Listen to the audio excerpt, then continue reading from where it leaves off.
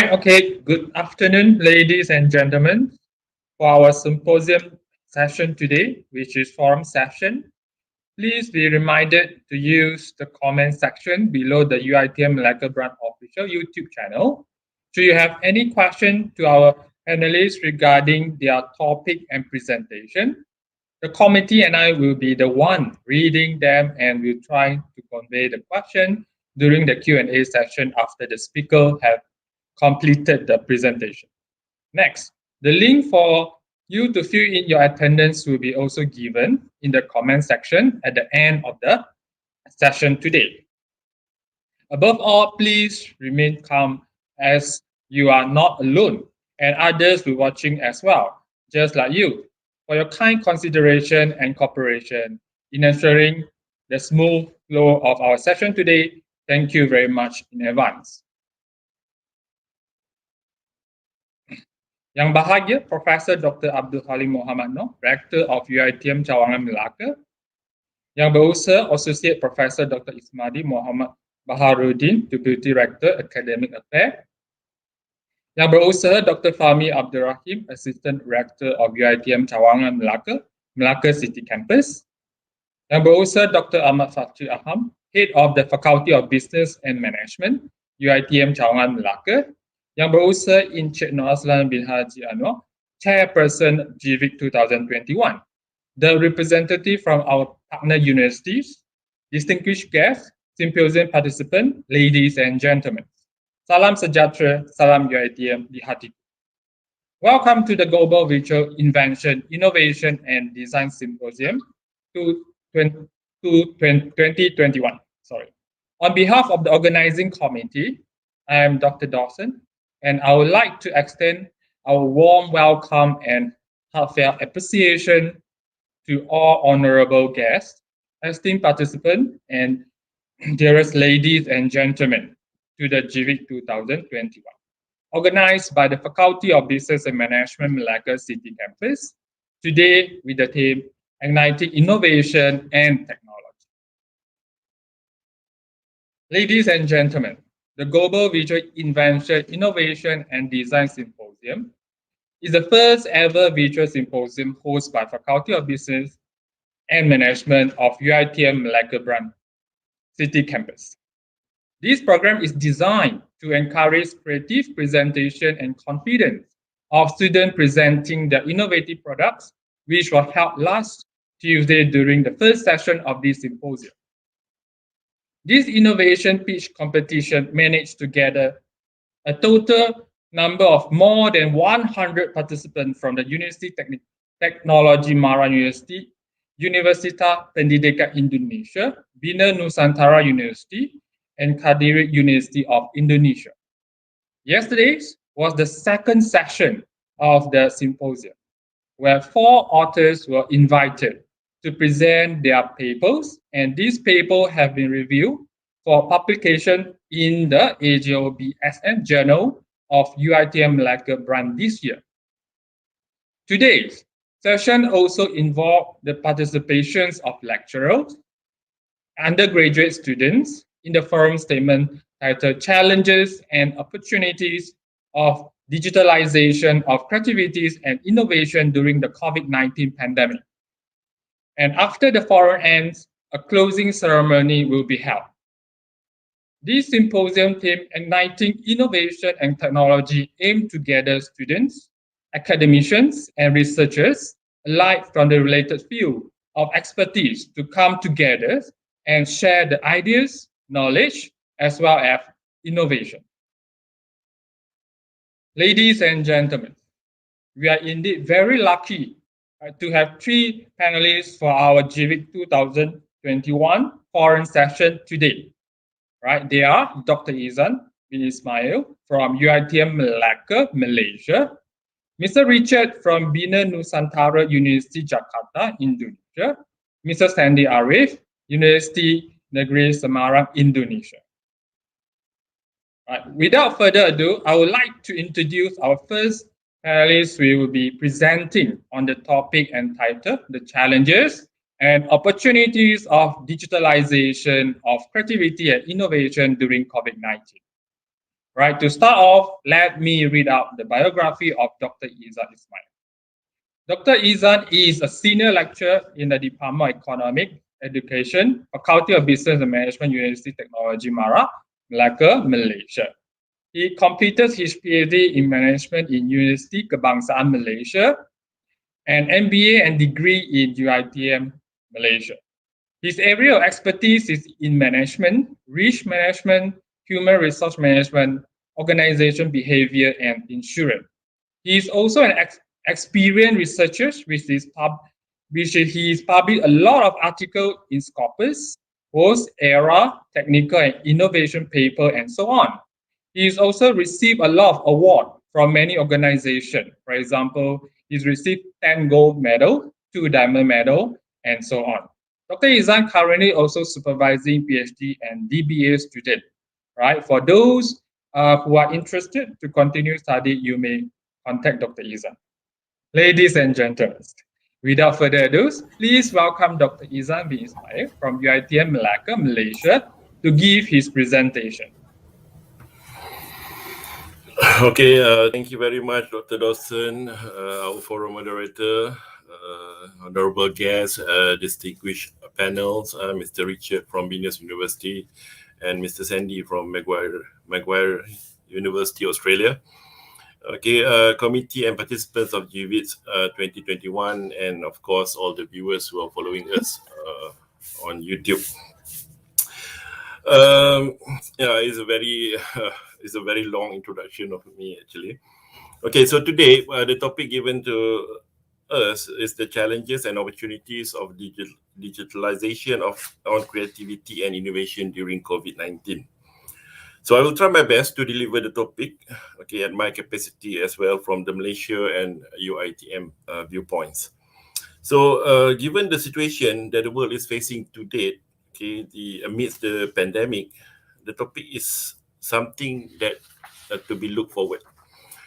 Okay, before we go further into the presentation, so these are the outline that I'm going to deliver today. So we'll be talking about innovation, invention, and creativity. So why I decided to go with this first, because it is very important to understand the term, okay, which is later on will be critical for the discussion today. And then we'll be also looking into the impact of COVID-19 and the needs for digitalization, okay, and then the digital transformation, and last but not least will be the challenges and opportunities. Okay, according to ISAC 2013, okay, past study has revealed that one of the catalysts that can actually cultivate innovation is risk. Because recently, what happened in 2008 was the financial crisis. Okay, during the financial crisis, people start to actually being more innovative in nature. So later on, I'll share with you the charts which actually exhibit what do we mean by how a crisis can actually cultivate innovation.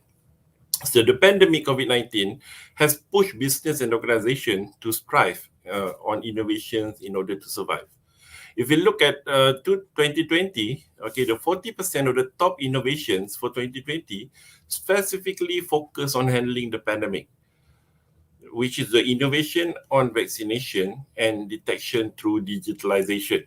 Okay, this is according to the Scientist 2020.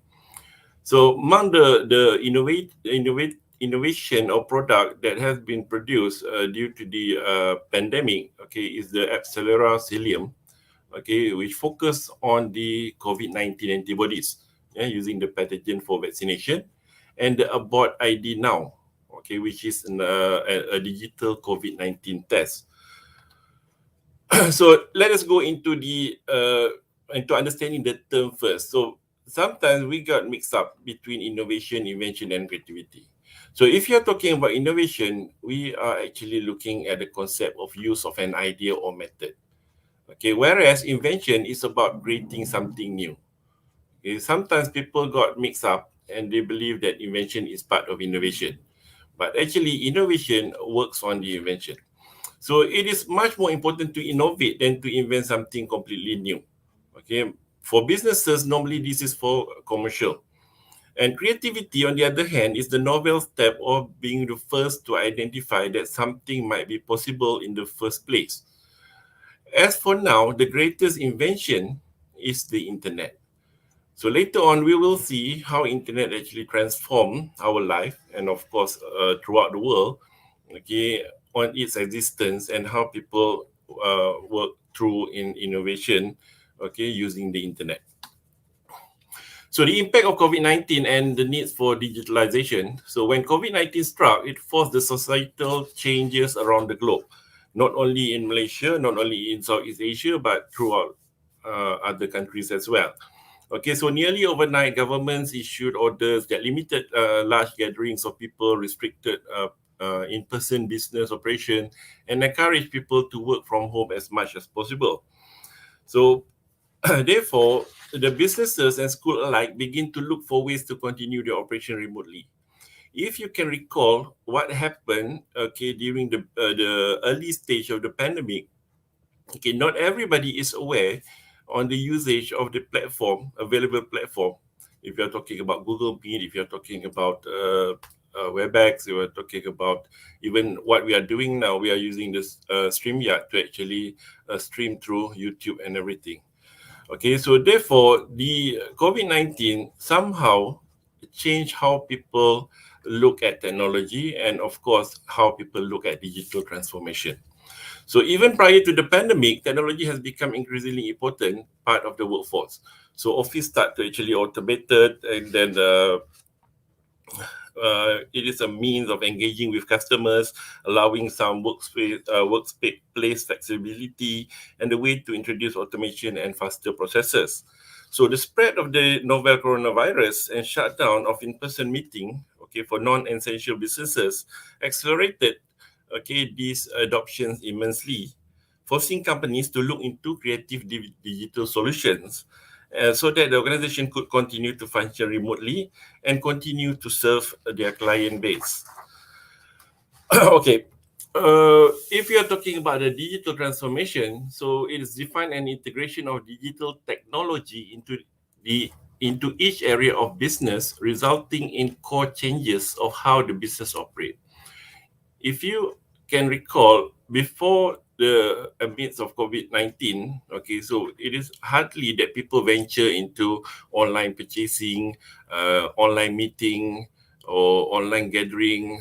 So when COVID-19 struck, what happened is that people start to shift. They are using all the available platform in order to reach each other, especially in business.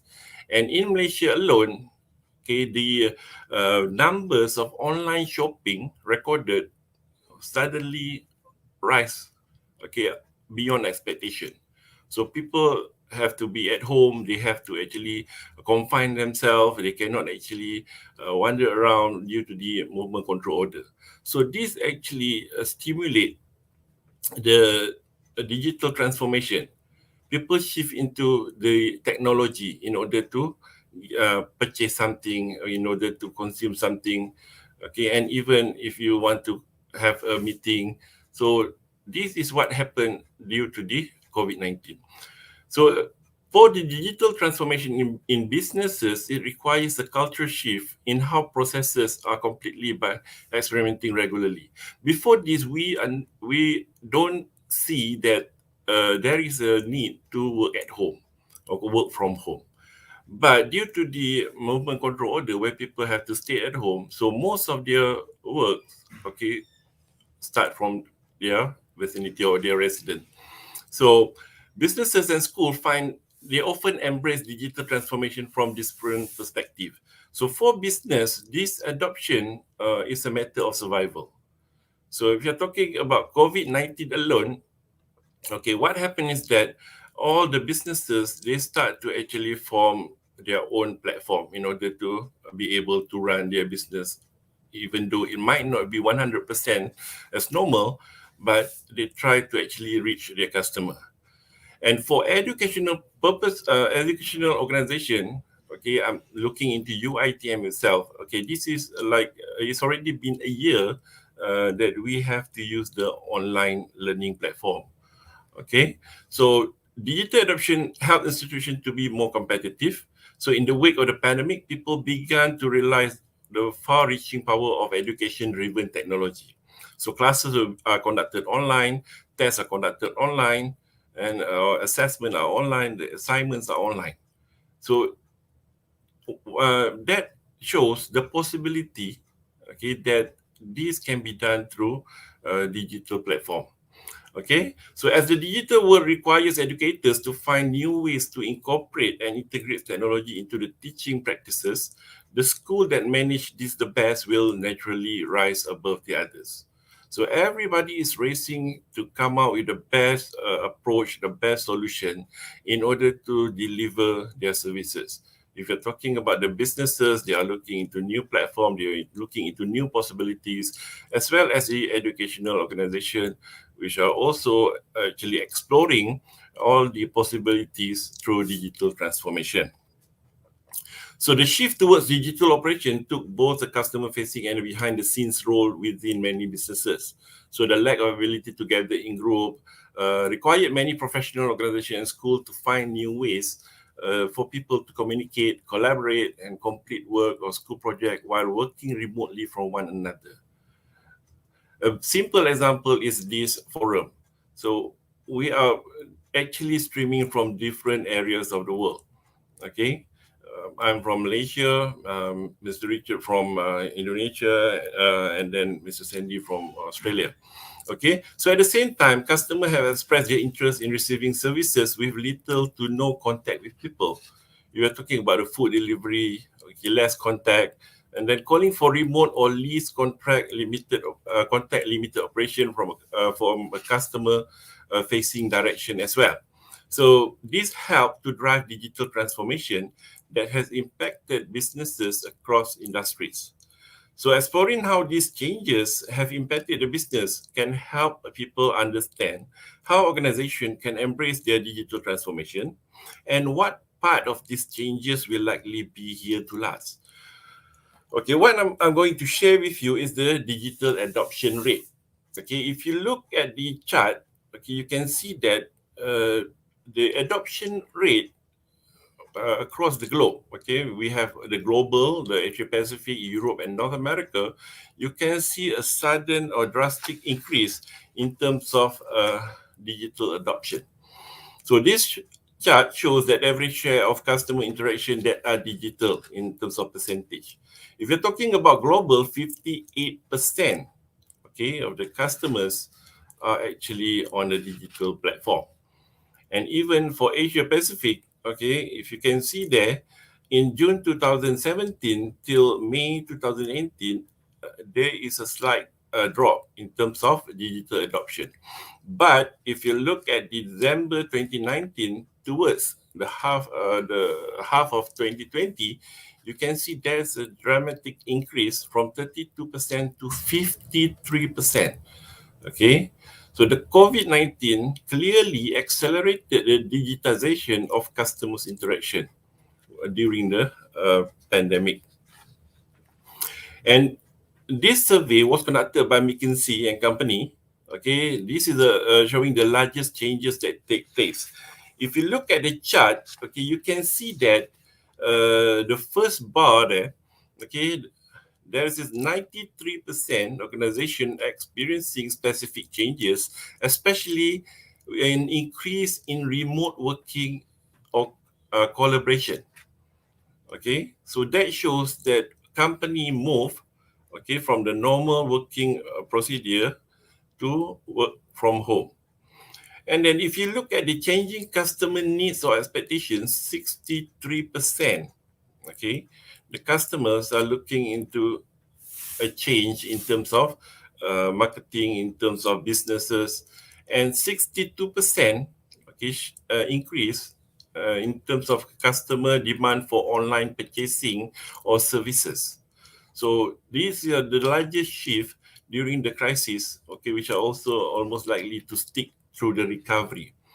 Okay, I think by now most of us already get used to online shopping, because that is the only way during this pandemic, and with the movement control order that has been enforced throughout the year in Malaysia. I think today celebrate the first 1 year of the movement control order.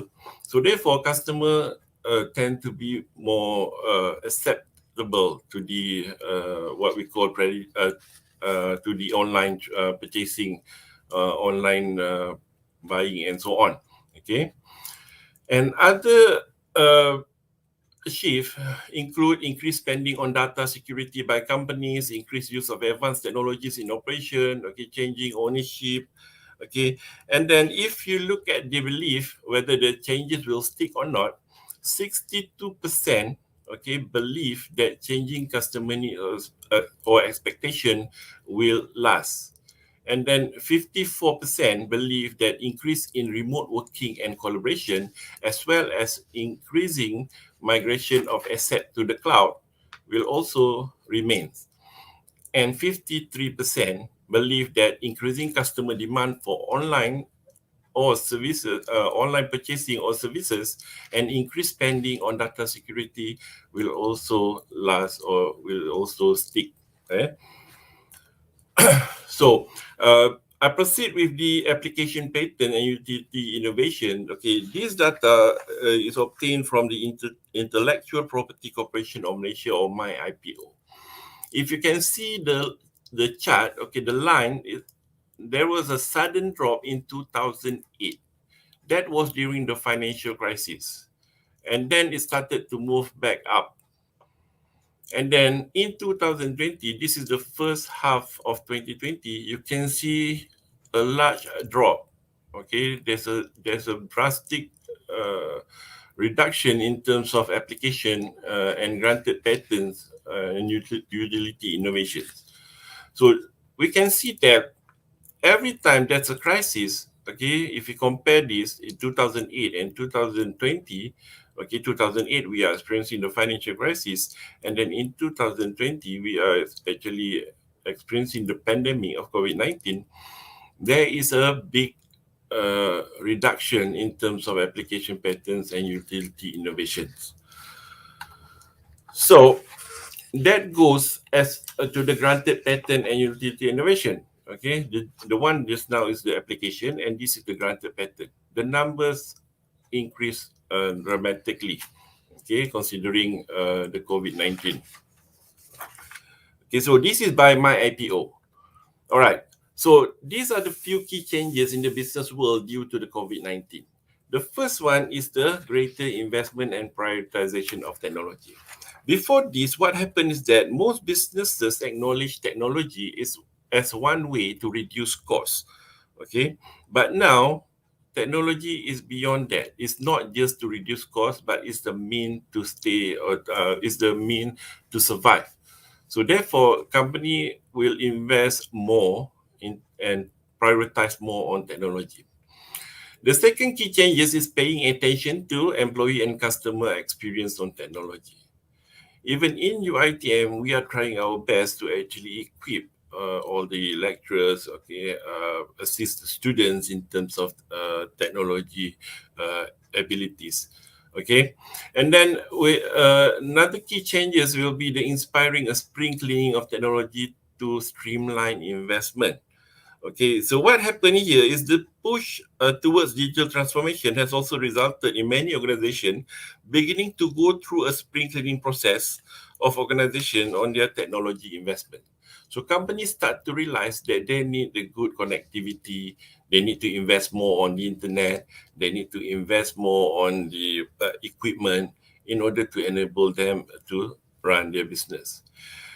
Okay, and then increase in use of automation to improve the customer experience and build contactless services. So the customer have increasingly called for contactless services, where company have also experienced tremendous push towards automation, which has enhanced their ability to create this experience for customers. The next one is viewing technology as a mean to innovate and thrive. So businesses and organizations, okay, prior to the pandemic, view technology as a mean to save money. So most of them thought that by using technology, they can reduce the manpower, they can also make the process better and faster. Okay, however, digital transformation also offers business tremendous opportunities to innovate and find a way to the front of their industry. If you want to remain in the business, you have to actually accept that digital transformation is very crucial. Another key changes in business world due to the COVID-19 is greater investment in cybersecurity. As data are being uploaded to the cloud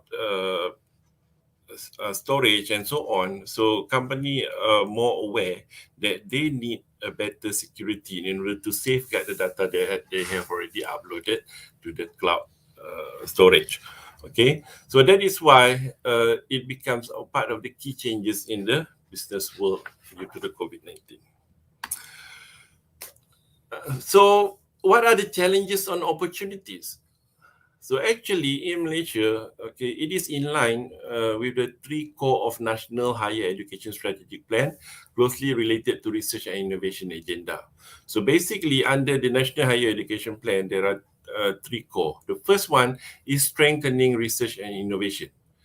So the Ministry of Education as well as the Ministry of Higher Education are looking into this seriously in order to ensure that research and innovation is a priority, okay, in university or in higher learning institution. The second one is to empowering institution of higher learning. And then the third one is intensifying internationalization. So from the context of UiTM was lucky enough to be part of the change maker as the university actively organized innovation competition. For example, let me share with you what happened in UiTM with regards to innovation and what is actually happening in Malaysia. So UiTM is blessed because we have so many campuses, and each of the campuses, they have their own innovation competition, they have their own innovation symposium and so on. So innovation and invention competitions are regularly and actively organized. So even in Malacca itself, UiTM Malacca, we have the IJAM 6, which is the International Jasin Multimedia and Computer Science Innovation and Innovation Exhibition. Okay, and then we also have Digital International Invention, Innovation and Design. This is by UiTM Johor. And then we also have from UiTM Kedah, iSpike, International Exhibition Symposium on Productivity. So there are so many innovation and invention competition being held within the university and in Malaysia. And even the upcoming virtual Malacca International Intellectual Exposition is also one of the innovation competition held by UiTM Malacca. And we also have the International Conference and Exposition on Invention by Institution of Higher Learning by the Ministry of Higher Education. Okay, and then we also have the International Invention and Innovation and Technology Exhibition, which is ITEX. Okay, this is under the WIPA circuit. Okay, and this shows that Malaysia, okay, as well as UiTM, is very serious and keen on innovation. So let us look on the digital transformation after the pandemic. So as the world look forward, hopefully towards an end of the pandemic, so we are not talking about vaccination, we are talking about, going back into what we used to do, meaning going back to normal. Even though we are now experiencing this pandemic, we look forward for this pandemic to end. So many wonder about the future of many of the changes business have made in response to the pandemic. So in lieu to that, okay, of course, since the business has invested so much in technology, so that is why technology will remain. Okay, so the pandemic forces business to eliminate many of the barriers that once stood in their way of digital adoption, such as network security to allow employees to work remotely. So it will be significantly easier for companies to operate on a remote basis. So companies have already made a key investment to help protect their digital security, which also building a technology stack that allows employees to work from their home. And then it is likely that many of these changes will last. So if you look at the diagram, you can see that, okay, among the things that will actually remain will be the flexible scheduling to allow people to work from home when needed. And then power and potential of digital adoption. And then adopting technology is not only about saving money anymore. Okay, it is the way of life. So even in school, where students have turned to remote classes in many school systems and universities, teachers have become increasingly adept at creating virtual lesson plan. So opening doors for people who might have previously struggled to attend particular school because of distance will not likely be given up quickly. So therefore, one of the best example that we can see today is that since the university is moving towards a digital transformation by providing these online classes and so on, this enables those who want to learn but they are living remotely. They can also access the same education. So this is what digital transformation is all about in the higher learning institution.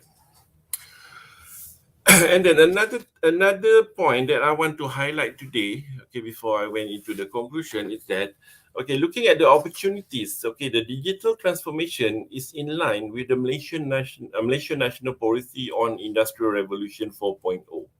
So based on the report, okay, in 2018, okay, one of the goal under the Malaysian National Policy will be strengthening innovation, okay, in order to improve the global innovation index. So as at 2018, Malaysia is at the 35th place, okay, but in 2020, okay, Malaysia is now ranked at 33rd place.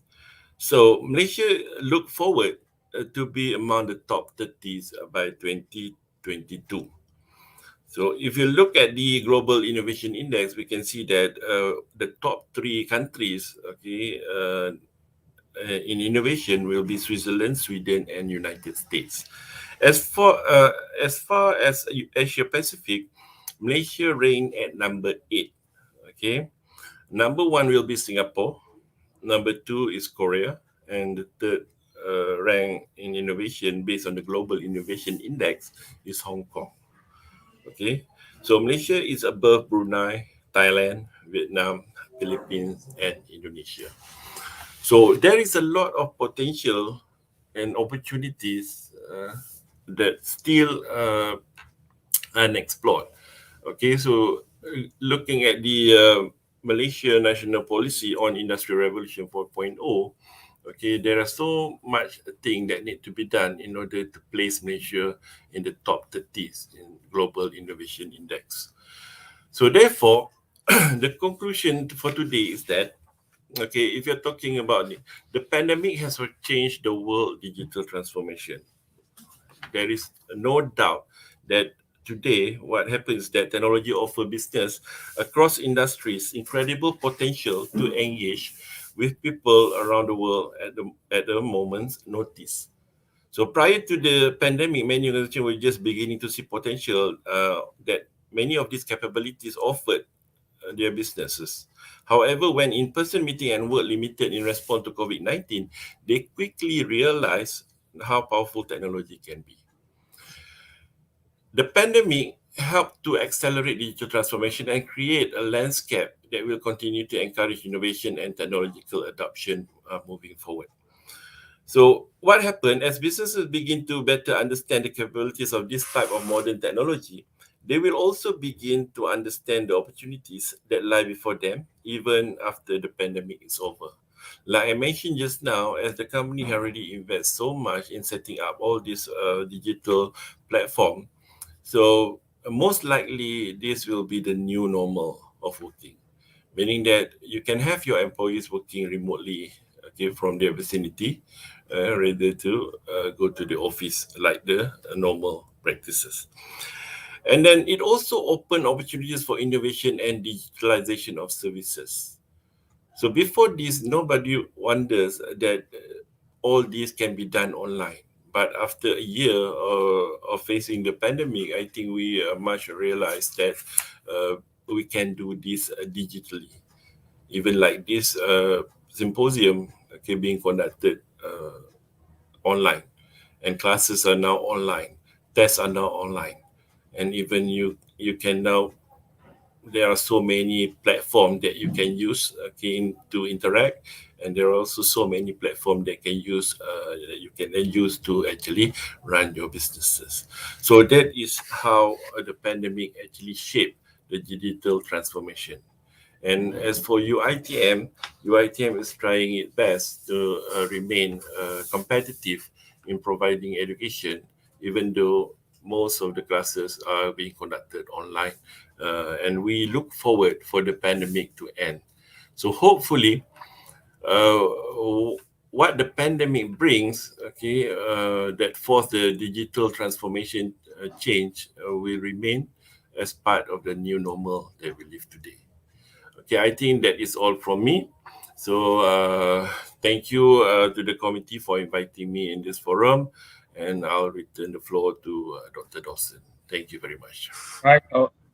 Okay, thank you very much, Dr. Izan, for the presentations. I do have a question. Just how Doctor said that most of the higher learning university, right, already using so many type of platform, right, in conducting class. Like example in UITM, we are using UFutures, right? Then and now we are using StreamYard. So all of these are good effort. But doctor, in your opinion, do all students have the means to attend online classes? And what can we say about the actual quality of education in this online environment? Okay. Thank you for the question. I would rather not say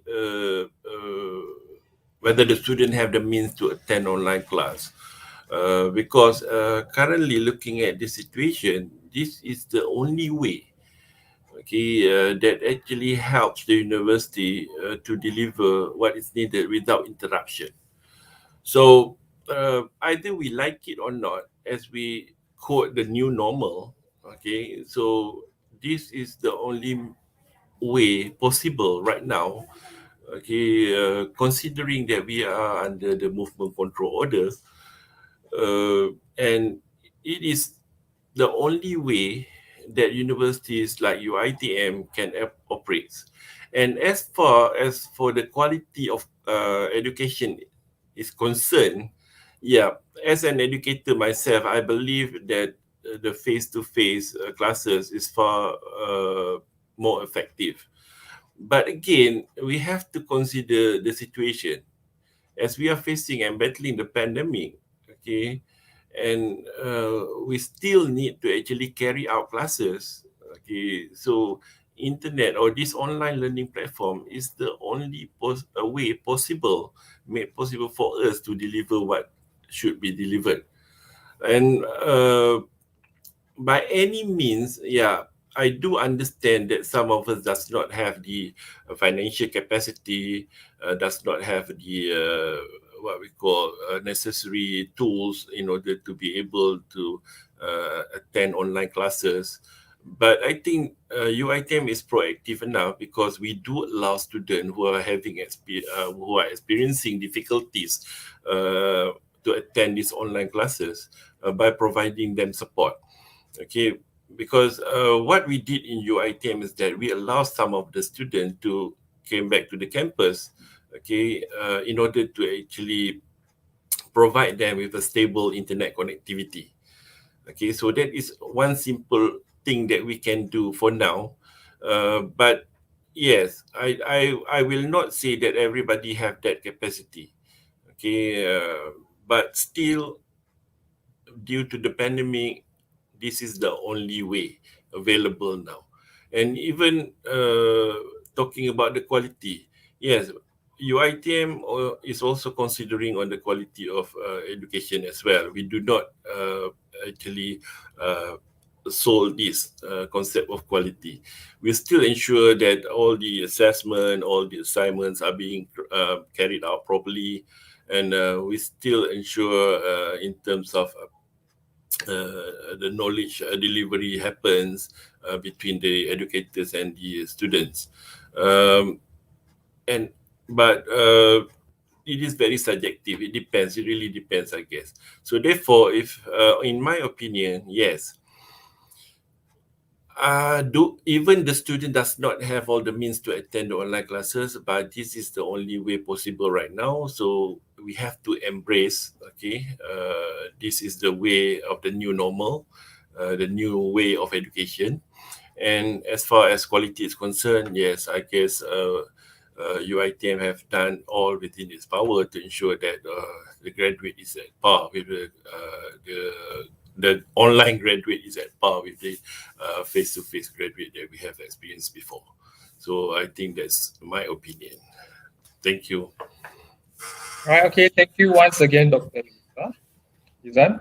So, ladies and I would like to call upon our second, right, panelist to present his thought on the topic of the challenges and opportunities of digitalization of creativity and innovation during the COVID-19. And please let me read out his biodata.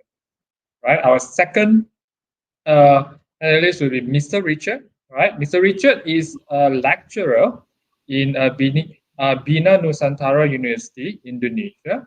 He is teaching undergraduate students majoring in information system, specialized in information system management, IS security, user experience, software testing and deployment, IS analysis and design, database, SAP, ERP, and so on. Mr. Richard was graduated his master's in the area of applied finance in the year of 2014 and his degree in computerized accounting in the year of 2013. He's received many licenses and certificates of, for example, SAP TFIN 50, Financial Accounting, SAP AC010, Business Process in Financial Accounting, Amazon Web Service, Cloud Practitioner, AWS Certified Solution Architect Associate, and so on. He's also participated in many journal, conference, research activities. For example, recently in 2020, he involved in blockchain and artificial intelligence distributed machine learning tasks using neural networks. Ladies and gentlemen, without further ado, please welcome Mr. Richard Win Putra. Okay, thank you, Dr. Lawson, for your kind introduction. Okay, let me share my slide first.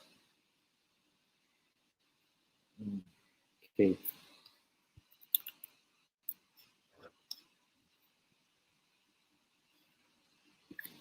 Okay, so thank you for your time, to me to present in this symposium. My name is Richard, as Dr. Dawson mentioned before.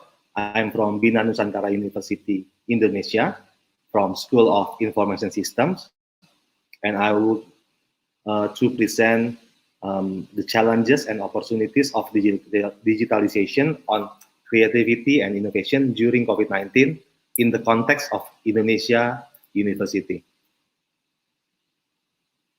For the topic of my presentation today, including the impact of COVID-19 in digitalization era, which already covered by Dr. The presenter before. The second one is digital transformation in education, and the second one, the challenges, and how we embrace the changes from the challenge, the trends, and what we learn from the pandemic in Bina Nusantara University. So I will bring some cases from our university about the pandemic impact and or the challenges and our actions to overcome that challenge in BINUS. So the impact of COVID, as we know, it's almost 1 year since COVID-19 pandemic. In Indonesia, I think about April or the end of March, we have to working from home and learning from home because of COVID pandemic. So it's been 1 year, right? So the impact also very, very huge impact in economic, right? And also a wave of digital changes because, we have to do the working, learning, and socialize from home. So we have to use several platforms or software in our computer to interact with people, Zoom, for example, or this StreamYard or Microsoft Teams, Google Meet, and so on. Also, the because the learning from home and work from home is very popular, or people forced to do that. So the internet traffic is very high, right? I remember in the first week or second week of the pandemic, maybe first week of April or second week of April in Indonesia, the traffic is very high, so we cannot get the very good connection in our home. Because, for example, if you are a family with 3 children and your 3 children have to do the learning from home, and then you do the streaming for 3 laptops, and then your internet will slowing down, your connection will slowing down. Also, the third one is the pandemic also triggered changes in human behaviors and the rise of online learning in our education, right? So what should we do? We just adapt to the new normal. So everything runs in virtual right now. As this symposium is running in virtual, our learning is running in virtual. Our workout is running on virtual. So we have a new way to socialize. Also, people start to thinking about, okay, so this is learning from home, school from home, university from home. So then why would I go to the university? Is it better I go to the online learning platform and learning about the skills that I really care about or really like about, and then invest to myself and get the job? That's it. It's better than the better return on investment in that platform better than university. That's questioning. That's question always rise up in maybe 3 or 4 months, last 4 months. Okay, so this is maybe the challenge for the university to quote unquote survive in this pandemic. Okay, so we used to know about the university. Also, we know about the online learning platform. But right now, we just know about one digital learning ecosystem. So we have to learn from anywhere and any place and with any platform.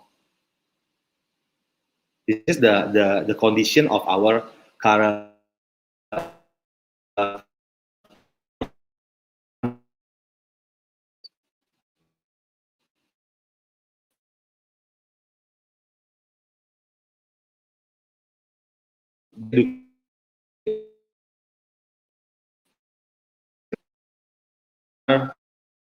education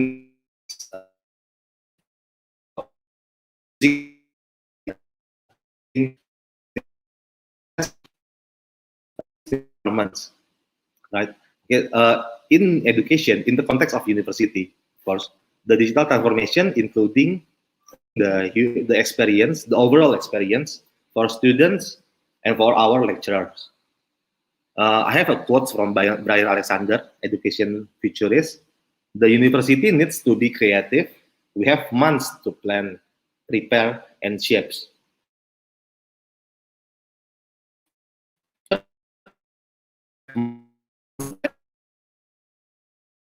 We have to be creative.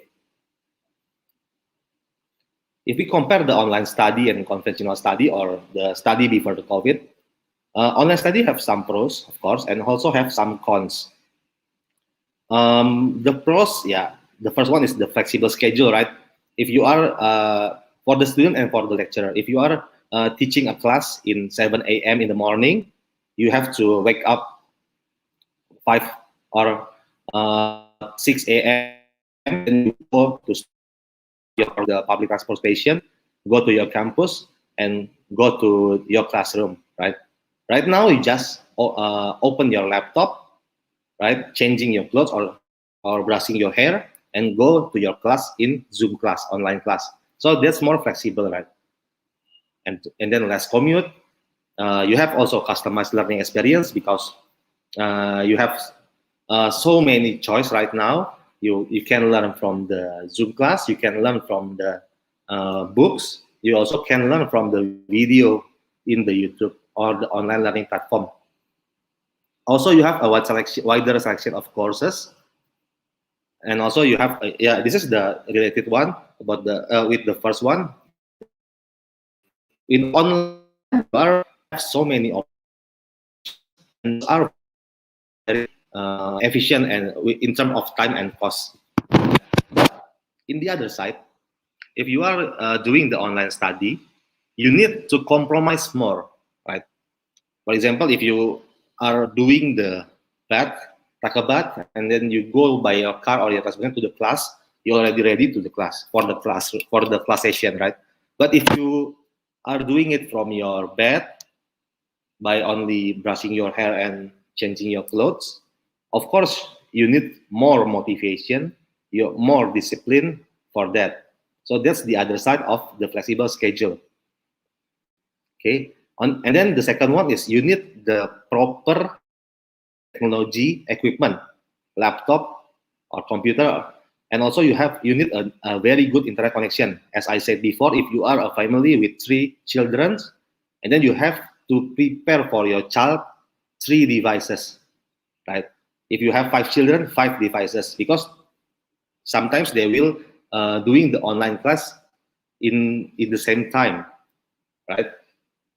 And then the third one, the lack of direct interaction, because yeah, you know, we cannot meet each other, so we just texting and meeting by Zoom. So I can touch you, I can have more time than the 30-minute Zoom time.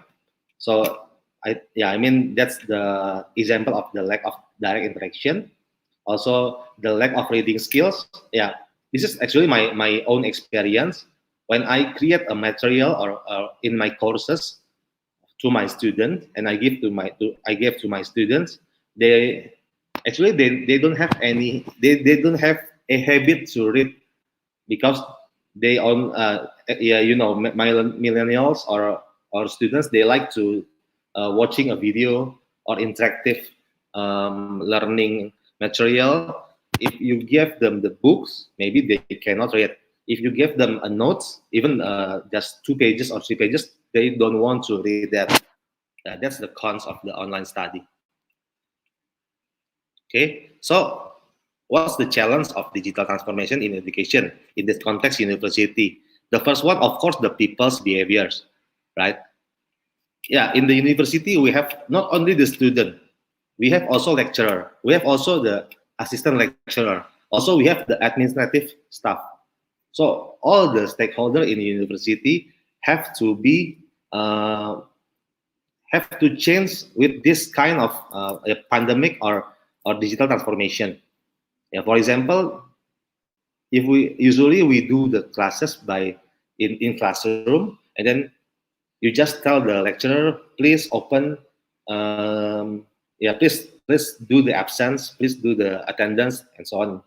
But in the digital, you have to do that by chat or by text. Right? That's one of the difference. The second one is the lack of clear strategy.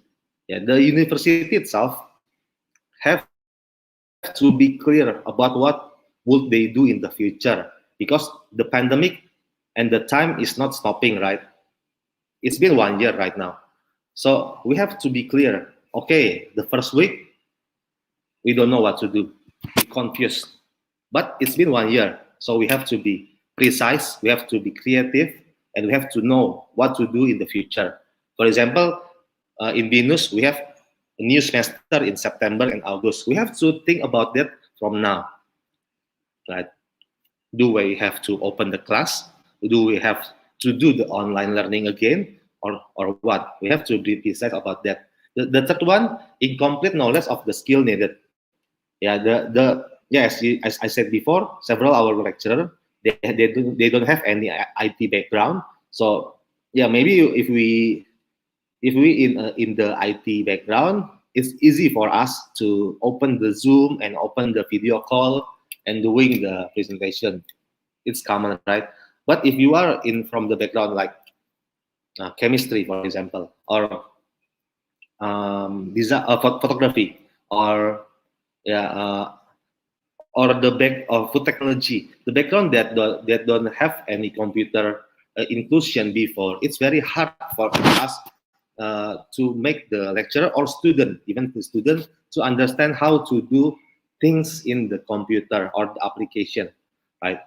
So it's the skill that needed. And the fourth is the fourth is the important one, because usually we the university don't have a clear picture about the data of our student. Okay, for example, in Binus we have about 30,000 active students. We have their data, their name, their location, their gender, their name, their location, but we don't know whether their location is primary location or just remote location, or they, for example, they live in different province, so they just living in the near university just for the learning purposes. So after the pandemic, they go back to their original place. For example, if this August we want to do the class on site or do the class in the campus, we have to know. For example, if we want to create a class with 50% capacity, so we have to select the student that doing the learning from classroom, and the half of student doing the class from their home. So it's blended, right? Blended learning. But we have to know which student is available for that. Which student want to go to the campus? Are their parents give the permission for them to go to the campus? We have to know that, so we can plan for the learning in the future, right? So this the lack of data or clear data the university doesn't have, right? Okay, the fifth one, the capability of existing system. Yeah, we in Bina Nusantara University already doing the learning. We already have the learning management system since early 2000, and we've been doing blended on-site and online learning since early 2000. So actually, we already ready for that. But still, the pandemic confused us because so many change in our condition that time at that time. Okay, so we have to know our existing system, and we have to plan about that, how we will build our system in the future, because the pandemic will not stop in short time, right? I don't know if the vaccine are over, but even the pandemic is stopped, we already know about the Zoom class. We already know about the online meeting. People already used to do that. So maybe we will do that in the future again, right? So yeah, this is the top reason for failure for digital adoption in the company. So 82% of the failure is failure to launch, not failure to adopt, because we don't have a clear strategy how to do the digital transformation. So this is very important for a university. I assume the university is same as the company, right? Because we doing some business and we involving student and lecturer. Okay. So we have to embrace the changes from digital transformation. Yeah, we as the lecturer or university have the very strong pedagogic heritage. We know how to teach, we know how to learn, we know how to create environment for the students. That's our biggest strength. So we have to use that to change or to adapt to the digital transformation. So it's time to embrace the change and use the advantage. Okay. I define 4 steps. The first step, you have to greater investment of technology. Yeah, this is actually kind of funny because we are facing a very huge economic impact, but we have to invest. We have to invest in some places. For example, we buy the Zoom account premium, or we buy the camera or any devices you need to do the online learning. You have to invest. And the second one, lecturer and student have to increase their technology literacy. Yeah, that's the second one. And then the third one, you have to use automation to improve student experience. Okay, I will give you example in the next slide about the automation. And the fourth one, you have technology as means to innovate and thrive. Okay, this is the trends or the things that you can do in for transforming your education to digital. The first one is you can create an AI for personalized learning. So, for example, if you are doing the YouTube, you're watching YouTube, they give you recommendation, right? You can do that for your university. You can create a channel, and then you student can watch video or read contents from that, and you can suggest them the subject that they might be like, right? And the second one, you can also utilize the virtual reality and then the cloud-based learning, which using the LMS, of course. The fourth, the IoT. Yeah, actually, we in Binus already doing this. We put some IoT devices in our classes, so the student can see the class and lecturer can give the lecture session from the class. Okay, and the fifth, digital classroom, this one. The fourth and five is related, and the sixth one you have to give a security because yeah, which with the students as a lecturer have a low literacy, they maybe don't know about how to secure their account, right? Okay, so this is the last slide actually. What we are experiencing in international university, I am sharing to you some problem. Maybe there's not four problem, maybe so many problem. Uh, this is the problem that I know from in my university. The first one is the area of student and registration services. The challenges, of course, we are facing a lockdown or social distancing, so you cannot go to the campus or do your and you cannot do your registration. In the meantime, our registration is still paper signed, right? So what should we do? We create a chatbot and virtual assistant for students. Also, we have a support system. For example, we have a staff that regularly chat the faculty and student about their registration, their reminder. Also, we have a system that support the journey of the student registration. And the third one, online registration and services. We create a new website, a new interface for students to be used as their registration portal. And then we also implement the digital signature technology. That's the action we do for the registration.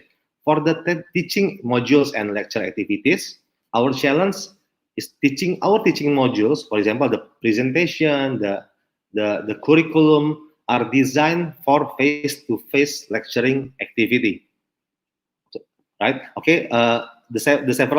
Our several subjects require hands-on. For example, chemistry, biology, photography. They need a hands-on experience, right? So how to do that with the online? Okay, lecturer and student has non-IT background. So our action is we create a special digital content that helps the student learn through digital platform. Okay, whether it's through a video or the interactive board or anything. The second one, we enhance the current learning management system and we provide virtual environment for a hands-on subject. For example, in biology, we create a virtual biology lab and student can go inside and click on several objects and then the objects will show the description of the object. That's the innovation that we do in Binus. And also training for lecturer and student on how to utilize multiple tools for online learning. Regularly, we are trained the student and the lecturer how to use Zoom, how to create a presentation in Zoom, and so on. And then the third one, for the exam. The exam is very tricky, right? Because exams are used to be held on site and proctored by a human. Right? And also several exam subject needs a project activities, which is including the hands-on. For example, for design, they need to create a real design or architecture. They create a mock-up of their building. That's the real project. So the action is we are creating exam cases with open questions and students can answer by reading the book, but they have to explain with the video for their answer. And then the second one, students are asked to utilize several tools and put the output in the answer sheet. Also, they for the project that require them to do hands-on experience, they can create a video for that output of their project. Right? And the fourth one, for the computer laboratory, of course, we are facing the software license restriction. That's the common problem in our university. So we create a virtual and remote laboratory for the students. That's our challenges and our action in Nusantara University in the last 1 year, almost 1 year pandemic. Okay, I think that's all for me. Thank you for the time. All right. Okay. Thank you very much, Mr. Richard, for an interesting presentations. I have a question, right, for you. The COVID-19 pandemic, right, actually will change how the way we learn, right? So we have raised a word called e-learning. So what are the main factors, right, that are going to affect our successful usage of e-learning system, right, during this COVID-19 pandemic? Yeah, thank you for your questions. Actually, if you talk about learning, right, whether it's learning or e-learning, the problem is not about the platform, right? Platform one problem, but the problem is how we encourage the student to learn something from this session, right? How the student want more involved in this session. So it's classic problem actually. But in e-learning, the problem become more wide or wider, right? So actually, what we can do, in my opinion, we have to create a content or a learning mechanism or learning way how to make the student attracted to this subject. For example, if in computer you can use several illustration how this kind of things will be used in a company like that. So they will attracted to the subject and they eager to learn more, whether it's learning or it's e-learning, right? Because it's 1 year. We have been in pandemic is 1 year because and we are used to do the Zoom meeting with online learning. And I think if we are going back to for example, the pandemic is over and going back to the class, maybe we will miss this kind of learning because it's more efficient. You don't have to wake up earlier, right? So yeah, just so the problem is the same. Is the classic problem with the learning itself. So it means that we have to create a content or the learning mechanism that make the student eager to learn. And you have to be, of course, you have to be creative, right? Before the pandemic, we are creative. We have create several ways to learn. We know about blended learning. We know about the case-based learning. We know about flipped learning, right? So it's not about the learning, but e-learning. But we have to encourage students to learn. But it's more difficult for us because the pandemic. Right, I said before, they have to self-motivated. They have to be self-disciplined. They have to be self-controlled and so on. So the challenge is on the lecturer and on the student itself, right? We used to read the lecturer also. Yeah. Thanks. Yeah. I think that's all. So again, just now you also stress on self-discipline, not only lecturer, but student also need to be self-discipline. The e-learning will not work if they have the both party not cooperate, right? Yeah. Okay. Thank you once again, Mr. Richard, for your presentations. Right, ladies and gentlemen. Last but not least, we are now going to listen to our third panelist with his topic titled "The Challenges and Opportunities of Digitalization of Activities and Innovation During COVID-19 in the Australia Context." Beforehand, I would like to introduce our last panelist, and I'll read out his biography. Mr. Sandy Arif is a lecturer in the Department of Economics Education, Faculty of Economics, University Universitas Negeri Semarang, Indonesia. Currently, he is a PhD candidate in accounting and corporate governance by the Research Excellence Scholarship at Macquarie University, Sydney, Australia. His PhD project covers organization culture, leadership, employees empowerment in the information system context and the impact of organizational performance and innovation. He is also a teaching research assistant at Macquarie Business School. In 2020, he received the Emerging Scholar Award from Organization Study Research Network at the University of Illinois at Chicago, USA, for one of his PhD projects. He also published scholarly works in the national and international accredited journal and popular writing pieces for national media, online and offline platforms. Without further ado, please welcome Mr. Stanley Arif.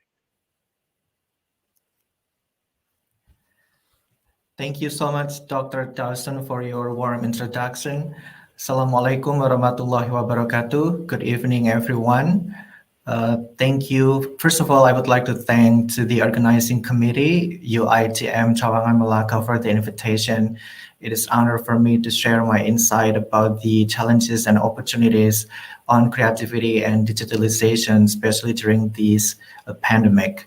So my name is Sandi Arif. I am a lecturer of the Faculty of Economics, Universitas Negeri Semarang, UNES, Indonesia, and currently now I am PhD candidate here at Macquarie University, Sydney, Australia. So first, I would like to provide you with this picture. I think this picture resonates, many stories, especially for international students or even for domestic students. So this picture tells, two university students from China who are studying here at one of the universities in Sydney, Australia. And then they are walking towards the security checkpoint at Kingsford Smith International Airport before catching flight to China, where they are moving back home to during the COVID-19 outbreak. So I think it relevant not only for the international students, but also for domestic students in Malaysia or even in Indonesia, because due to the university closure, and then now they are going back home, to do the remote learning or distance learning. So basically, the Australian tertiary education sector generates almost $30 billion of export income, employs more than 250,000 people, and has greater than 4 million enrollments, and is the nation's third largest export. The global scale of the economic crisis caused by this COVID-19 pandemic is forcing Australia's higher education sector to consider new models of course delivery as it becomes increasingly evident that the major changes are unavoidable. These are unprecedented challenges for tertiary education sectors, specifically for education providers, with disruption to campuses, restriction to the borders, and migration to the online platforms. Simon Marginson, professor of higher education at University of Oxford, said in 2018 that Australia was poised to overtake Britain as the second most popular global destination for international students in 2019. However, speaking to the Times Higher Education, he said it was now impossible to see that position being restored. Next slide, please. I'm just going to give you a little bit of picture to give you a better understanding in terms of the Australian context, how Australian higher education's experience of COVID-19.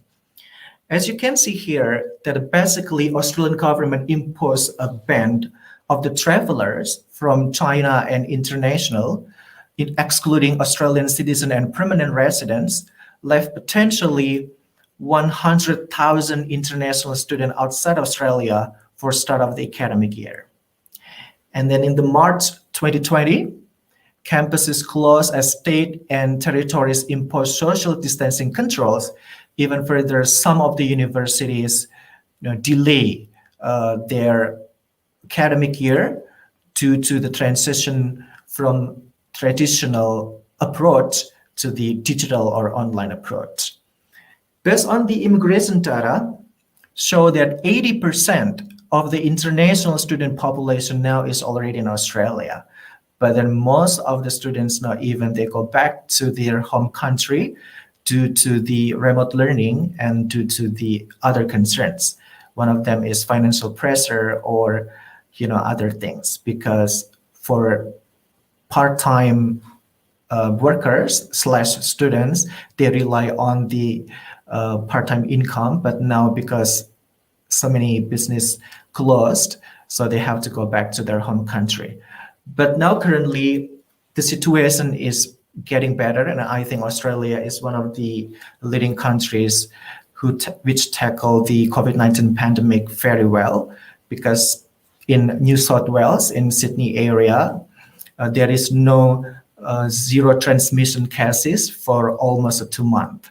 So I think this is really good sign. And then now even the university are now doing the blended learning on and offline learning. So they are doing combination between the face-to-face meeting and also the online learning. So next slide. In general, the educational sector would never be the same again, particularly in terms of the digitalization of education and campuses. So I'm going to give you many changes, but I'm going to try to summarize into the 5 changes that related to the Australian context. So moving to the next slide. Change number 1, campuses will have fewer people. As you can see here on the slide, basically the acceleration of a remote learning alongside the continual rise of blended learning will lead to the more staff and students working and learning at home or their local neighborhoods. But however, this doesn't mean the physical campus is dead. Bricks and mortar infrastructure will continue to anchor institutions' premium offering. The future campus will have fewer people, driven by the fact that an average corporate administration staff will work up to 1.8 additional days from home. So as you know, even though now here at Macquarie University specifically, that we are doing combination between the offline and online learning or doing the blended learning, but most of the staff, they are still doing working from home. And even from students, mostly they are still doing the online learning. So the second change, the future campus will be more experiential and alive in response to students' desire for more informal learning experiences or opportunities.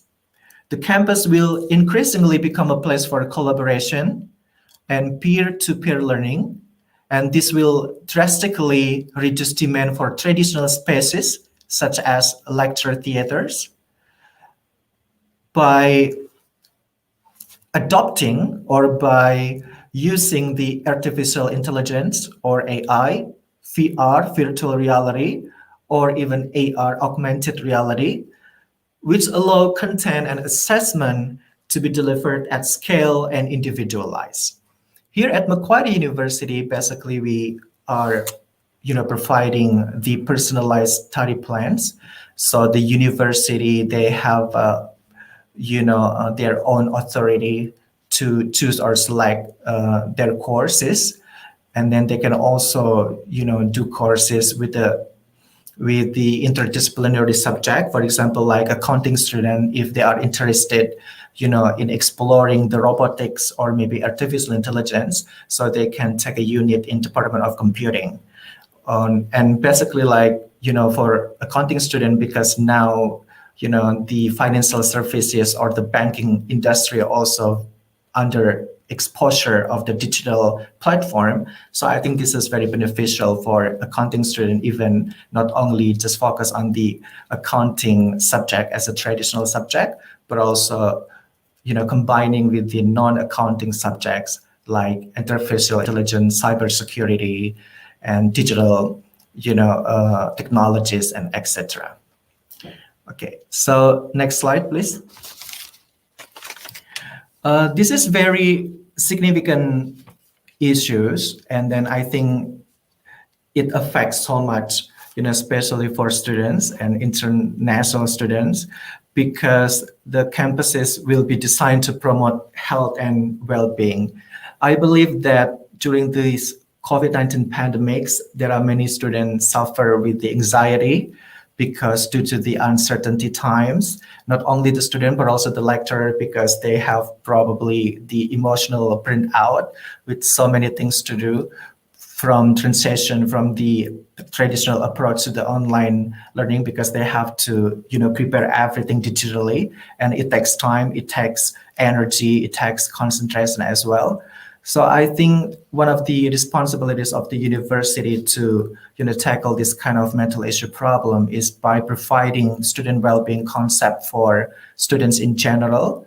For example, here at Macquarie, that if you are not feeling well, you can just come by or maybe just make an appointment to the Student Wellbeing Center.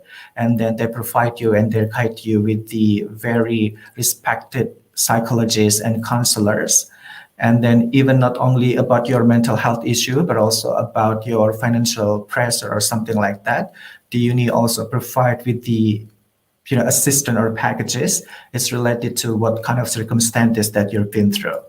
And I think this pattern or this example is very good to help students and also the staffs as well, academic and administration staff, during these challenging times.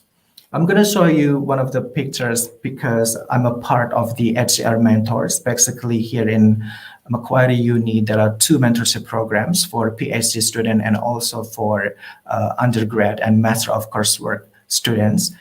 We call it HCR mentors for PhD student, and then they call it the buddy program for undergrad and also for Master of Coursework program. So this mentorship is a very safe place for PhD students, especially because I'm now in pursuing my PhD, because productivity level and then the publication pressure during this pandemic, because there are so many, for example, like data collection being upheld, and then laboratory, doing laboratory closed for temporarily, and then data collection is disrupted. So now we can share about our feeling, and also we can learn how to cope with that. Guided by the professional experts. And also, for example, we have a peer writing assistant program. So they are trying to help you, during the PhD thesis process, kind of the stuff. And it applies not only for PhD students, but also for undergrad students as well, and for staff members, for the lecturers. So I think this is very, very important step, taken by the university to understand that basically this is a priority, not only to take a look from the physical experience, but also the emotional or mindfulness experience. And then, as you know, that universities are now collaborating to create healthier university. For example, like there is a COVID-19 ambassadors here at Macquarie to, check you, to monitor you when you are not doing the social distancing. So I think that's really good idea. Okay, so next slide. This is the application provided by the Macquarie Uni. So you can basically download not only for student, but also for the staff as well from your iOS or Android. So there are so many features: meditation, yoga, how to keep your life style balance between work and life, quote and unquote, and then how to do exercise, kind of that stuff. So I think that's really helps a lot for us. So another change, next slide. During this pandemic, actually the future campus will have a more porous boundaries to industry, including a rise in the number and quality of innovation hubs and maker spaces that drive job readiness. So shorter innovation cycles now exist in the industry, creating new opportunities. There are collaboration between the information technology company, Cisco, and then the telecommunication company, Optus, here in Australia, established the National Industry Innovation Networks to create a new model for collaborative research where the output is more likely to be prototype, not the paper-based. So I think that's very interesting approach, because collaborative innovation will be fueled by the new technology for remote collaboration, including, like what I said before, VR and AR, which make a distance interaction for more real and personal. And then in addition, 5G will further accelerate the possibilities of remote collaboration by researchers and industry partners to collaborate in real time on high bandwidth applications such as virtual labs. And based on my understanding here at Macquarie, we also have the virtual labs, the collaboration between the Department of Computing and Department of Psychology to investigate further about the interaction between computer and then human interaction, especially for many functions, not only in educational areas but also non-educational areas. And I think it's a very optimistic way, to tackle or to minimize at least the constraint of the innovative in this situation during this COVID-19 pandemic. So next, the change number 5, the future campus will be more automated and efficient with a major focus on space utilization and energy efficiency. So reducing operational costs by finding campus efficiency will become essential to offset a drop in student income and erosion of economies of scale, because as you know, the incoming students from international decreased significantly. And then with the greater budget scrutiny, investment will be prioritized toward initiatives that reduce recurring costs or generate incremental revenue. Campuses will be treated as a microcosm of smart cities, which create opportunities for researchers and students to innovate and save money at the same time. And adapting to the revised revenue profile will require higher education providers to make substantial changes to their cost base, including restructuring their workforce, reviewing their course portfolio, and reprioritizing IT and infrastructure investment. Digitizing student and support services will further enable a more streamlined, student-centric, and lower cost experience. So I think, in terms of research as well, now there are many revenue constraints because, like what I said, that the incoming student from international reduced significantly. So I think the university really prioritize, which kind of area that we are trying to project in terms of research and output and outcome and etc.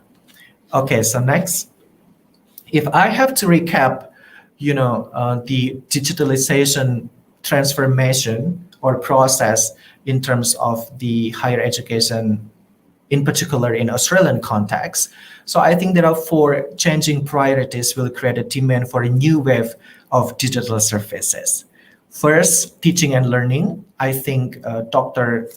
Irzan and also Mr. Richard already touched on comprehensively about how the face-to-face meeting or classroom swifted to the online or digital platform.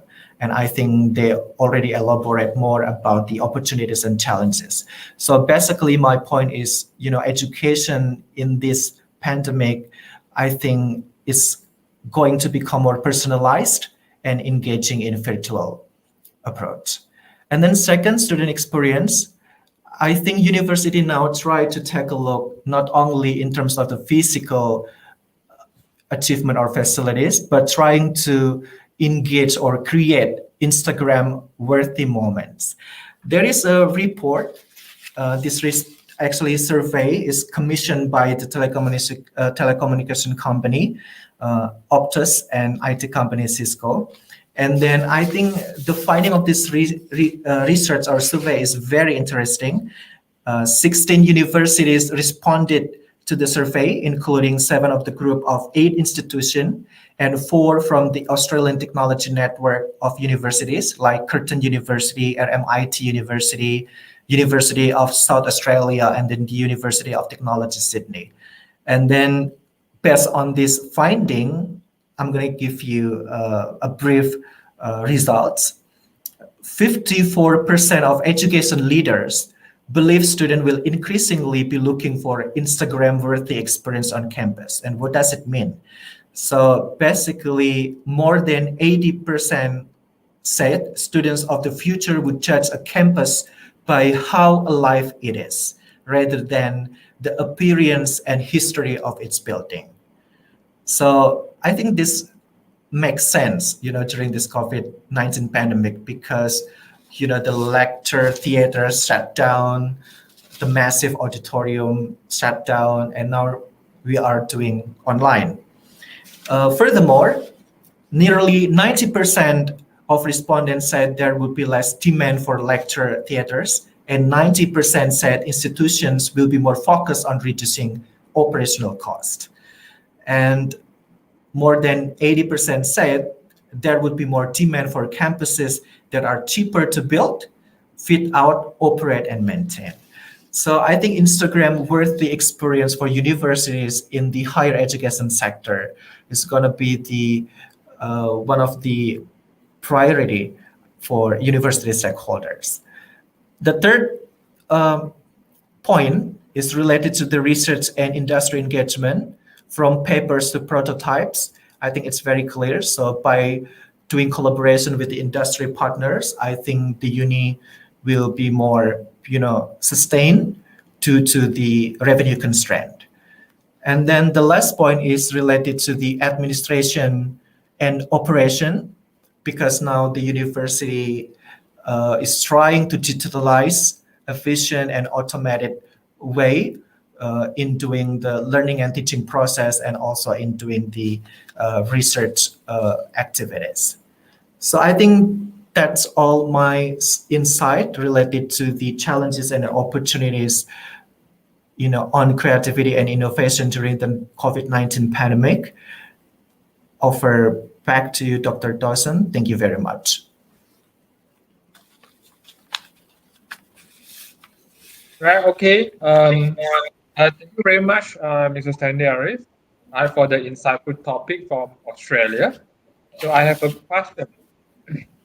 Right, as a PhD candidate and students, right, we have facing a lot of go through a lot of things during this pandemic, like for example, academic work and life, social life. We have to stay indoor. We cannot go out. Then we have financial situation. Then we have the emotional health. Sometimes we have fears, frustrated, right, anger, because we are not allowed, right, to go out during this time. So as a PhD candidate, how do you cope with these challenges in Australia? I think that's very interesting question, Dr. Dawson. I think it's not only applies for the international student or PhD student, but also for undergrad or even graduate student as well, maybe in Malaysia or in Indonesia.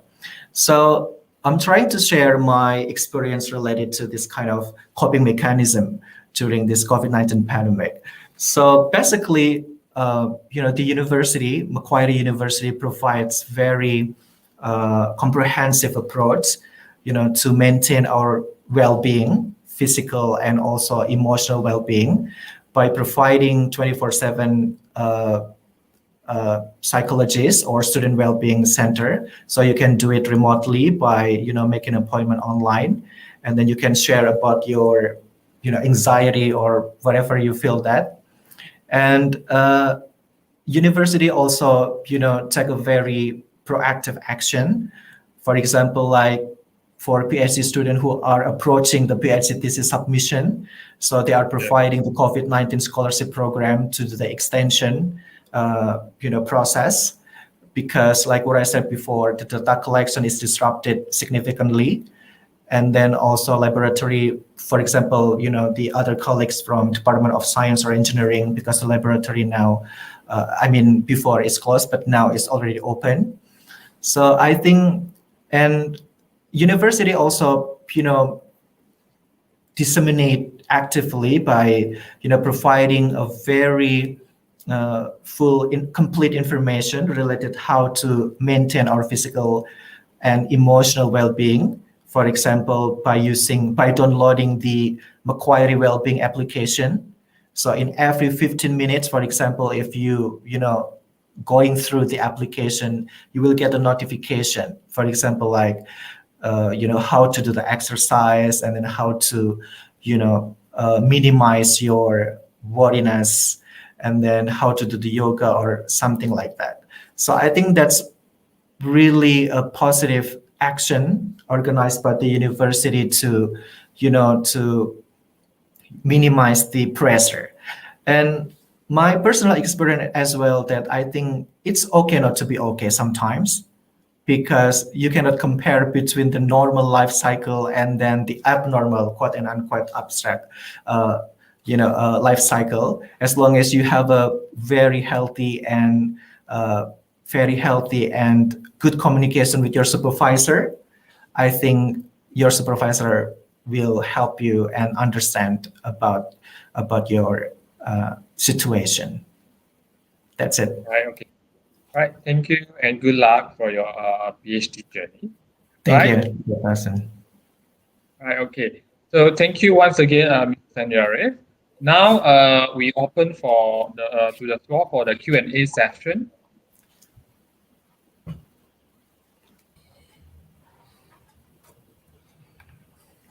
Right. I have one question from Dr. Ahmad Tri to Dr. Izan.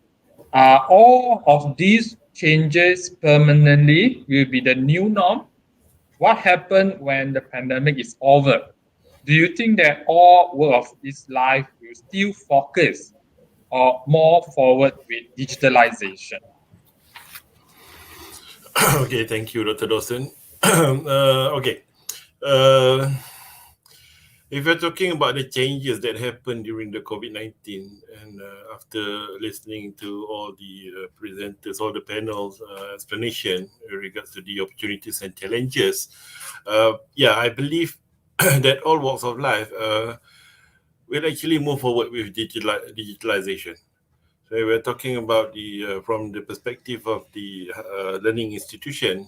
I think what happened during the COVID-19, okay, it opened new doors and opportunities. Because now we tend to believe that it can be done.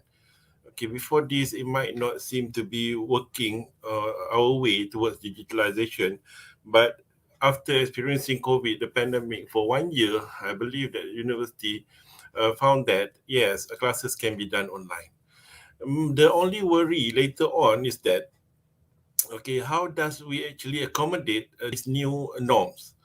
Okay, and that come to the belief that it will open opportunities for hybrid or flexible learning, meaning that university can run on both method, the face-to-face, which is the conventional method, and at the same time, okay, offer the same course but through online method or online platform. So yes, I believe what happened when the pandemic is over, the digital transformation will remain. It will stay because we have been tested, and we seems to be more familiarized compared to before this. I don't think any of us have ever thought that we are able to actually to conduct classes online, 100% online, and we are talking about the student themselves, okay, and then we are talking about the educators who try to actually ensure and try to actually increase their IT capabilities, meaning that they learn and we learn. So therefore, if we were to ask whether it's going to stay or not, yes, I believe that it's going to stay, and most of the society, I believe, is now very much familiar with digital transformation, and they will embrace, okay, whatever coming our way, because I think other than the experience of having this online platform as our medium of communication, Okay, we also started to actually be more participative in online purchasing, online classes, online, and most of it are being done through online platform. So yes, I believe answering to Dr. Ahmad Fadli Arham question, yes, I believe there's the what we call this digitalization will remain and it will actually continue to be more susceptible in the future. All right. Okay. Thank you, doctors. So we are waiting for the next question.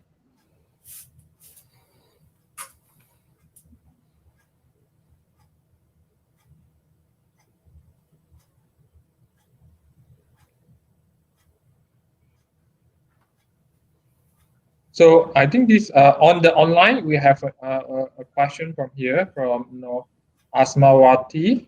So on the online learning learning at your university, it means that what is the response, right, of student in your university regarding the online learning, right?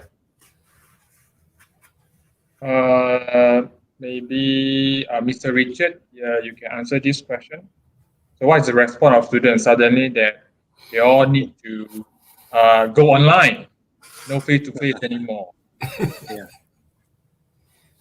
Yeah, okay. Thank you for the question. Of course, at the first place, student will, of course, not only student, lecturer also don't like the online learning, right? Because at the first time, but we are forced to do that, right?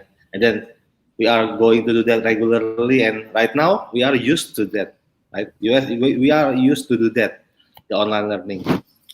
And as Dr. Izan said before, the pandemic may be over, but the digitalization like this, the online learning, will remain, right? So in the future, maybe, yeah, for the response, whether they like it or not, they have to do the university anyway because they already enrolled to it. That's why I said before in several country, I read in several country, people starting to questioning the ROI about studying in the university because it's they prefer to do the courses in another online learning platform to get the skills and get the job, not the university. Because in university you expect different experience than online learning, right? You have to go to the campus, you socialize, you're doing something with your friend and and the university program, and so on. And yeah, so they really don't. Actually, they don't like. But I don't know right now. I'm thinking about the some students that are just in the first semester, right? And their parents is that's the first child in that are going to the university. So actually they don't like it because they want their child to have an experience in university. Also, the child is waiting to go to the university to get the experience, the program. So they don't like it, but that's it's the only choice right now. Yeah. So hopefully the changes that Mr. Sandi mentioned, we can go to the campus 50%, for example, blended learning and so on. We can do that in maybe this year. I hope this year we can do that so the people, the students can get the experience. Thank you. Okay, thank you. Right, okay, let's check whether we have next question. Right, we have another question from Ira Zuhaira. Hi, Mr. Stanley. Are students around the globe still interested in studying in the abroad after so many pandemic-related disruptions? This is how we. Yeah. Okay, Ira, I think that's very interesting question. I think studying abroad is not only, studying, because you also want to get an exposure about the culture as well, about the lifestyle, about, the different perspectives from your home country. So in terms of the studying abroad, if you want just to take a look from the academic perspective, I think you can do it online.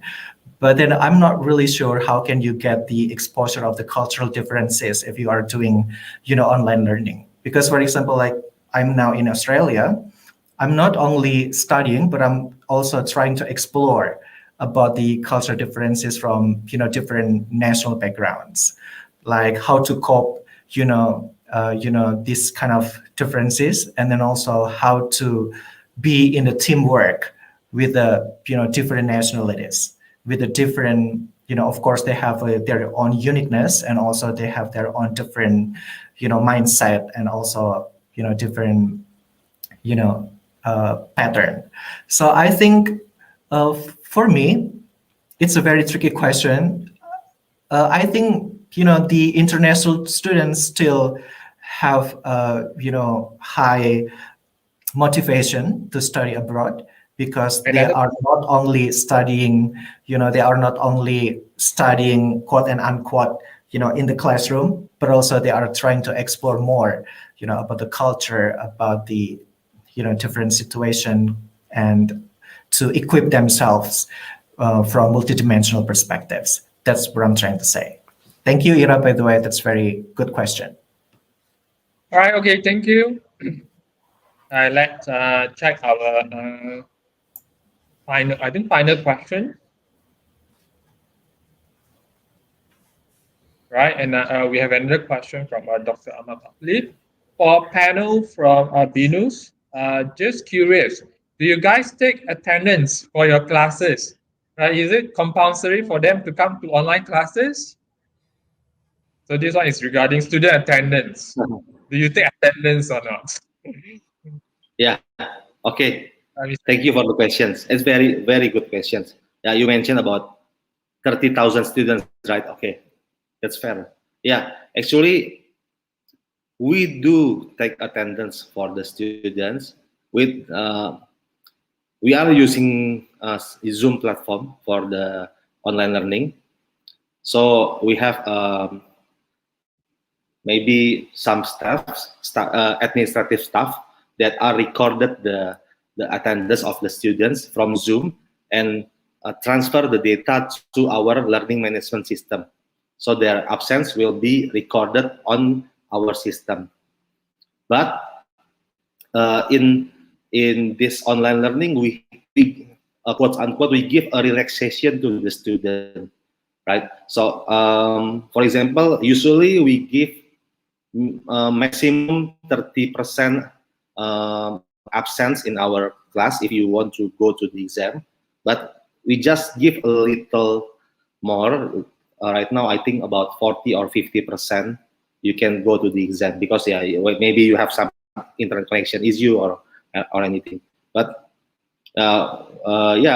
we give relaxation, but we still recording the absence from that 30,000 students, because we have system for that.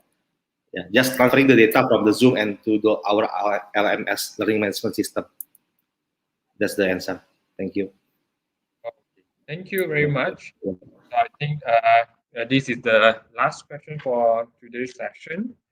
So we have already completed all three presentation and discussion for today's symposium. So let us give a big round of applause wherever we may be, to our amazing speaker for their amazing sharing today, and to ourselves who are glued to our devices until now. So I hope everyone is doing fine so far, as we have just a bit more to go. Right, ladies and gentlemen, now let us watch and listen to the closing speech by our Yang Bahagia Practice Professor Abdul Halim Muhammad Noor. Right, making the symposium is officially closed, and the montage presenting the announcement of each presentation winner.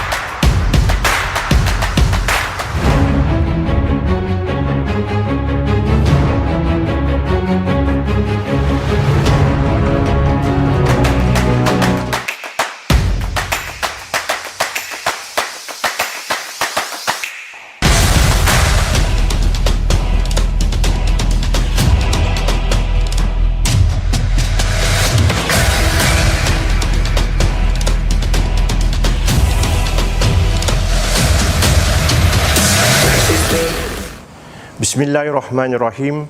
Assalamualaikum warahmatullahi ta'ala wabarakatuh.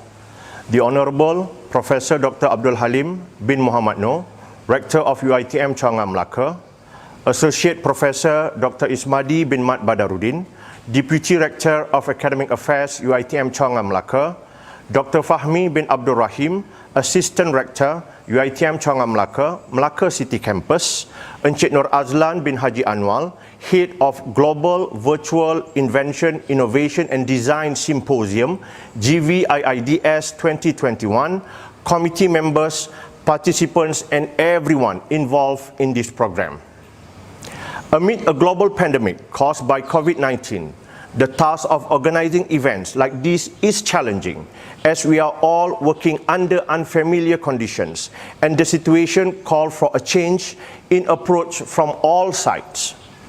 Therefore, I would like to take this opportunity to express my appreciation to the committee members who took their time out of their busy schedules to plan, organize, and manage this program. Their keen work and determination have made this first ever Gviids 2021 a success. Alhamdulillah, for the first time, this symposium managed to get more than 120 participants from national and international universities. Thank you for your involvement, and we hope that this will be the starting point for future collaborations. Global Virtual Invention, Innovation and Design Symposium, Gviids 2021, is organized by the Faculty of Business and Management, UiTM Changam Melaka.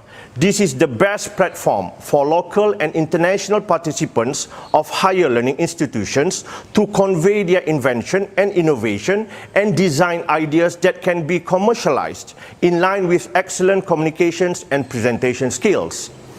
With the theme of igniting innovations and technology, the objectives of this program are outlined to develop millennials and Generation Alpha who are not only able to produce useful inventions to be used by people from all walks of life, but also to communicate and promote their ideas to the general public wisely. This platform has managed to enable participants to think beyond the boundaries and become catalysts for creating, writing down, and later present innovative ideas. We hope that this program serves as a starting point to all of you to fly higher to achieve your dreams. My gratitude also goes to all juries of pitch presentations and panelists of the Innovation Forum entitled Challenges and Opportunities of Digitalization on Creativity and Innovation During COVID-19 Pandemic. We hope this collaboration will grow and be expanded to other occasions and platforms in the near future. Lastly, I would like to thank all participants who are involved in this successful program.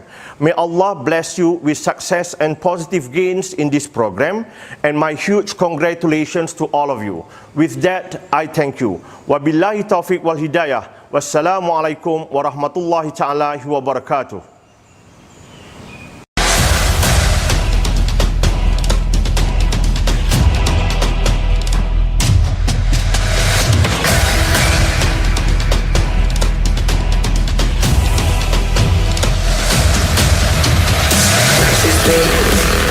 Bismillahirrahmanirrahim. Assalamualaikum warahmatullahi wabarakatuh.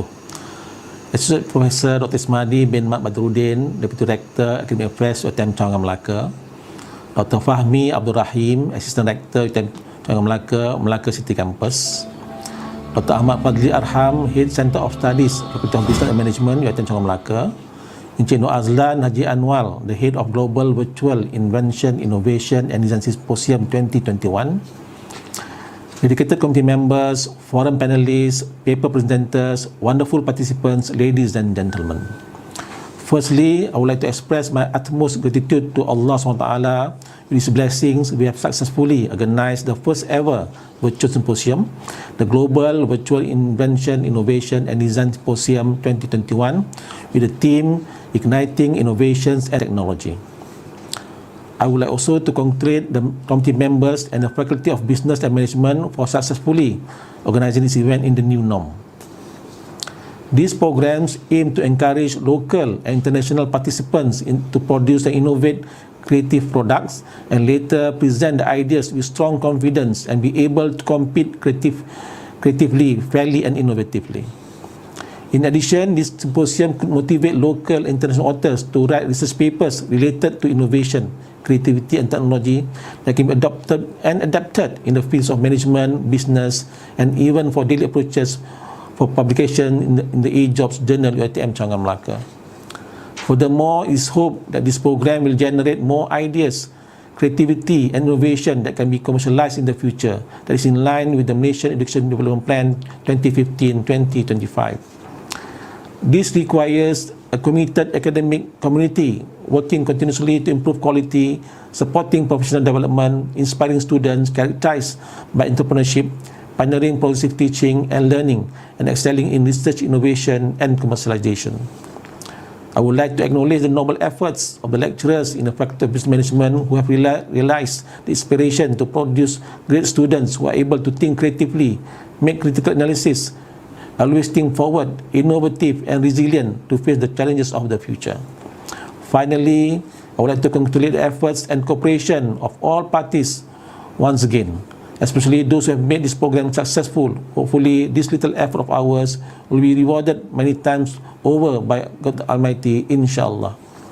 The sacred word of Bismillahirrahmanirrahim, I proudly officiate the closing of Global Virtual Invention, Innovation and Design Symposium 2021. Thank you. Assalamualaikum warahmatullahi wabarakatuh.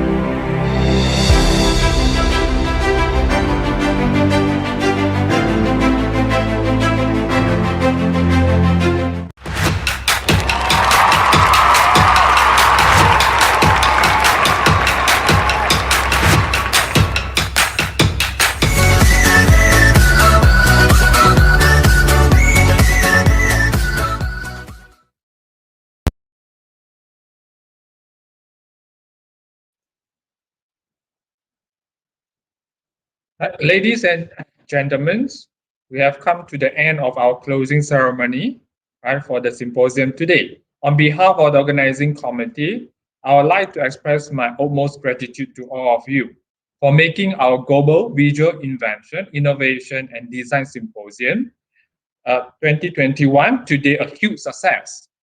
I would also like to take this opportunity to congratulate and thank the organizing committee for their relentless effort in making our Global Visual Invention, Innovation and Design Symposium 2021 possible.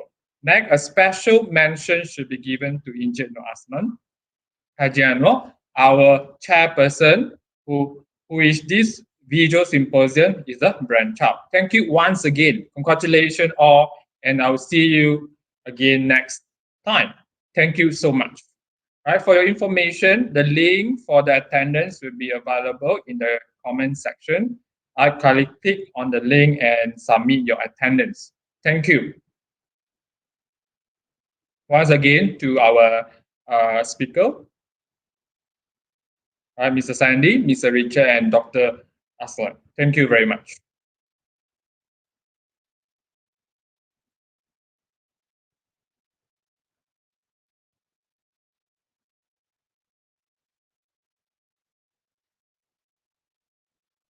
Kindly scan the QR code for your attendance for today's.